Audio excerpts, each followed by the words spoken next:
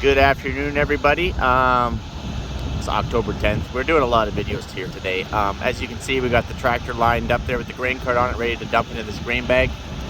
Donovan's running out of the way. Timon is in the 724, the bagger right there. And we want to say thanks to Akron. They dropped us off a brand new 10-foot wide bagger here that we can play with. We do actually own Akron as well. We actually own 2 baggers and 1 bag extractor. I have 1 bagger up here at the North Farm currently, and the other bagger is back south. We were using on the barley, and they're actually using the bag extractor currently right now back home, picking up that barley that we combined. But anyways, we got this bagger to play with here for the couple bags that we're gonna put down. And so let's just do a little walk around here and let's take a peek at it. So I guess I should probably note first that, like I said, we got the 724 right here on the bagger. It is too big and it is too heavy, to be honest with you. The reason why is because it's about a 35,000 pound tractor. And yes, I know I have some bags on it, and that doesn't help any either. But so is my big HLL, my big bucket. I think it's an HAL, whatever it is. It's quite heavy as well, so we thought this was the lesser of the options. Anyways, because it's so heavy, this is not optimal. Okay, you want like a 15,000 pound, 20,000 pound tractor, so that way you can push this. I'm gonna go to the other side here, just so I can show you guys what we're doing. Okay, so how I like to do it, and every person, every farmer is different. I like to find a bit of a hill like this, and I like to kind of droop them over a hilltop. So I like to have the back end hanging off the hilltop over here, and I want to be able to finish with it drooped over a hilltop over here. And the reason why is because mice always get into these ends. Deer try to walk up on that end. Deer walk up on that end, gets hole in them. So I want both ends over a hill so that way the water can drain out either side. It's not going to drain out very well, but it's a lot better than having it all on a hill like this. Deer walk on it up here, it rains, maybe you get an inch of rain. All that water is going to go all the way through the bottom of your bag to the other end. At least if you droop it up over a hill, water's going to go that way, water's going to go that way, and typically the water always gets in on the ends anyways. So now that I have explained that, oh, what have we got here? Must have pinched it somehow. Don't worry, we're not through. Okay, so we didn't quite put the bag on right. There's a center, and that didn't quite get centered on the bagger. It's actually off center. It's off center by like 8 inches or so, maybe almost 10 inches, because this should be down here. Maybe it's a foot. So anyways, this is going to throw our stretch out, because you want the stretch mark at the most stretched point, which is like right here. Okay, and we have a little rollable. Let's see. Hey Timon, can you get that little what do you call it? The measuring? Yeah. So we can measure the stretch so I can show these guys. Okay, awesome. Also, every farmer is also different about how they want to stretch their bags. Some guys are like really penny pinching. You know, they really want to get absolutely all the stretch out of their bags possible. I'm on the other side of that. I'm like, you know what? I would rather have it a little bit understretched, just a little understretched, and not have to risk the jeopardy of my bag. Because we've had bags burst back home because they were overstretched. And again, every crop stretch is different. Chickpeas stretch different, oats stretch different, mustard, canola, they all stretch different, wheat stretch different. And it also depends on how tough the grain is that you're putting in. So if you put in 20% moisture into a grain bag of wheat, it's gonna be really tall and stretched up high. It's going to stretch a lot different than if you put it in at 14%. Now, Mike, will it keep? Well, we have put in 19.5% into a bag, and it did keep. But you got to be really careful how you put in tough grain into a bag, because you want it to be consistently like this, not like this. So this creates an air pocket in here. So if you have an air pocket between this hunk of grain and this hunk of grain, this will mold, okay, if your grain is tough. At least that's what happened on us. This would be fine, little air pocket, mold, fine, mold. And chickpeas are the exact same way. Chickpeas actually, in our experience, keep way better in a bag than they do a bin. Doesn't mean that they're fun to pick up, doesn't mean it's fun to work with grain bags all the time, but they still keep better in a bag than they do in a bin, because as you guys know, we're always having to do what? Skim bins, right? We gotta skim bins. Tim has watched lots of videos, he knows these things.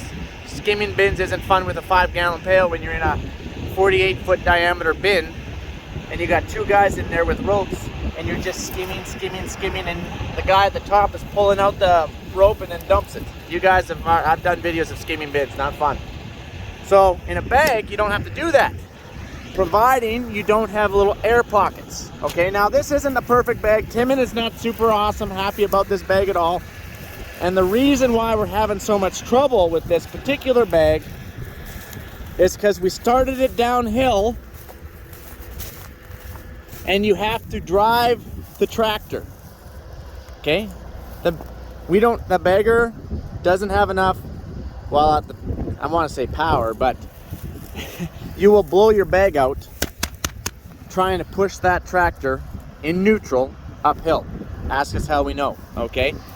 If you had a 15,000 pound tractor, awesome. Then you can actually ride the brake while you're pushing the tractor uphill. But since we have such a heavy tractor, you have to gently use the pedal and try and creep yourself forward. And it doesn't want to stay, even the CVT doesn't want to stay at what? 0.5? No, 0.1. Wants to go to 0.3 to 0.5, and it can't stay at 0.1. It can't stay at 0.1. So, and we need to do 0.1. Yeah, so a tractor doesn't want to do that at a consistent speed, even with it pulled all the way back. Your sensitivity is pulled all the way back. All yes. the way back, and even if you touch it just a little bit, it wants to go forward. Move. Yeah, exactly. So that's why we're getting this, is because you have to inch the tractor. Tractor won't go slow enough for us. Now we're just about over this hill, just about. I think we're gonna try it here. And then the bagger will start pushing the tractor, in which case we can start applying the brake. Here's your brake. So then in theory, you brake, you got brake calipers right here, and one on each side. You brake this thing, you pull it tight. The tighter you pull this, the more pressure you're putting on, okay? And then this just locks it. So I think we're just about, oh yeah. Timon's going to show us this. So in a perfect round, if this is down here, the next bagger will be.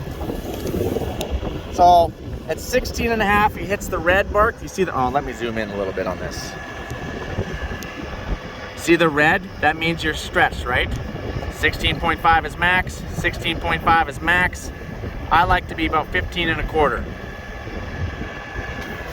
Which is still technically a little bit on the stretch side. This one is better. Okay, yeah, that's perfect. That's where I want to be. Right there, actually under 15. That's a little, oh, hold on here. That's a little overstretched, hence the bubble. Do you want to measure it too? No, let's measure, see how stretched we are in this one. We got to be stretched. 16. 16. So if we're 16 here, we're a lot more down here. We just don't know exactly what it is, but we know we're more down there. Oh man. Okay. I think we're ready. Let's fire this thing up and see what kind of damage we can do here. Well, hey, it might not look pretty, but it's doing the job, Timon. Also, Donovan is trying to get his drone going for us here. Oh, there it is. Nice. It's pretty windy. Is it gonna hover there? Okay, well, I'd put it right over the kind of split the difference. What do we got here? Oh, we're getting all awfully fancy. Beauty. Oh, it's gone. No, it's still around. Oh man, I don't know. Can you put it right over? Like right over the hopper of the grain bagger there? Beauty, that looks awesome. It's kind of windy. Perfect. I'd like to see the hopper, but there it is. That's what I want to see. Okay, just like that. Just gonna let it hover there. Yeah. It's not gonna run out of juice or battery and fall in there. Bag it. Okay. Also, sorry about the wind, but it's always windy.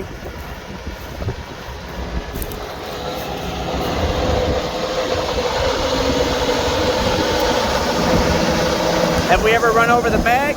Nope, that's never happened. Have we ever had issues? Sometimes the bag pop off. Yep, if we put it on wrong.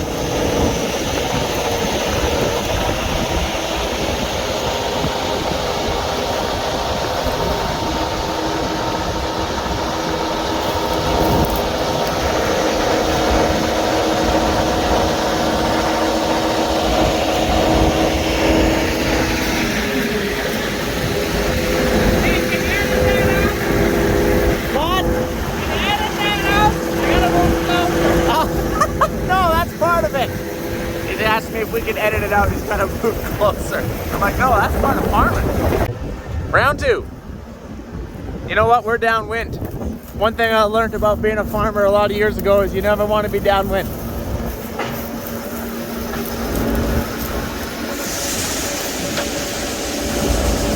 Let's make sure that this thing is in neutral. It's in neutral. Let's make sure we're steering it straight. We're steering it straight.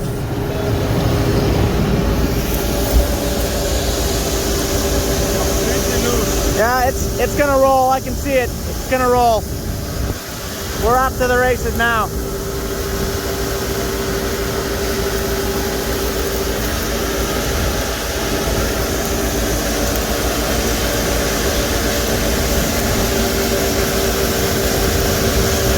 This is what you want, you guys. You want it to be able to push.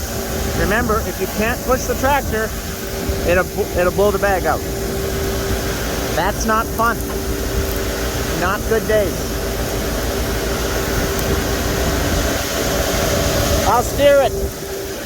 I'll steer it.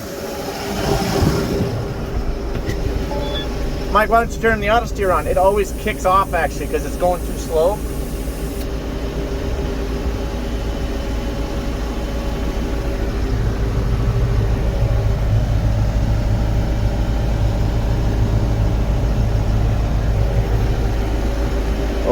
We're getting low on fuel, you guys. We're in the red.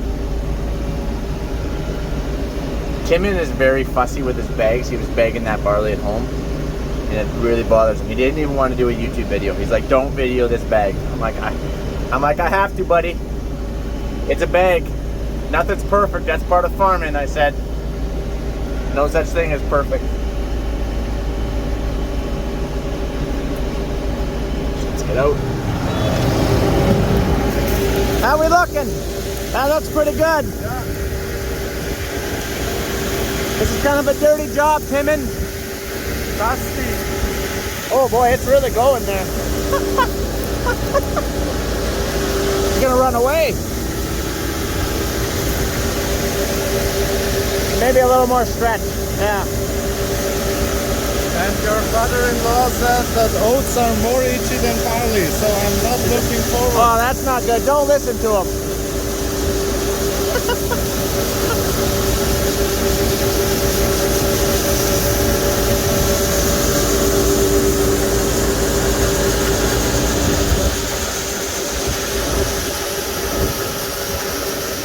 Is that drone still up there? Oh, there it is. Will I get the footage from that drone? Can we get it? Maybe, we'll see. So the grain cart's empty. That looks pretty good. We could probably almost go a little bit more stretch. Yeah. I think we could probably go a little more there, Timon.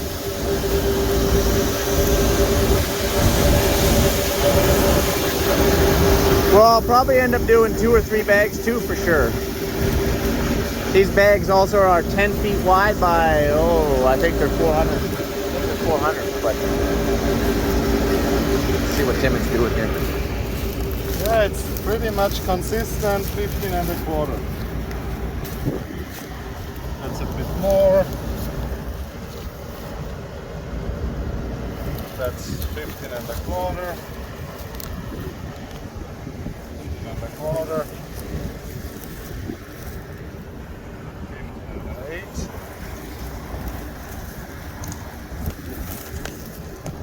This one is a bit more. Bit of a stretch, that's fine. That's fine. It's looking good, you guys. It's a little humpy and bumpy, but that's pretty much our life. So this bag is representing our life. Yeah. The bag is representing our life in a nutshell, Timon. Sorry? I said the bag's representing our life in a nutshell. Yeah, that's up and down, right. up and down. That's farming. It's up and down. That's how we like to roll. We're using, oh, they're 300s. They're 300-foot bags, not 400. Okay. That's a bag. Hopefully we can do a video with you guys when we finish it and have to put a bag back on, you guys. Hopefully we can try to put a bag back on, and I'm sure there's a bunch of stuff that we missed. It's got fancy dancy lights on it. All right, I gotta get combining.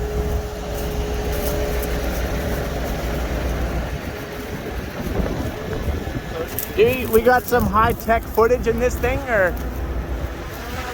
Oh, have you ever crashed it or what? Have you ever crashed this thing? Yes, I showed you the footage. Right. Kind of want to stick my finger in there, but I don't know if I should. Sounds like a really annoying fly. Not gonna lie. Okay, we gotta get combining. See you guys later. That's a bag. That's kind of what we're doing. Hopefully we can do a video of putting the bag all on and off and all that fun stuff, but I'll catch you guys on the flip side. Adios.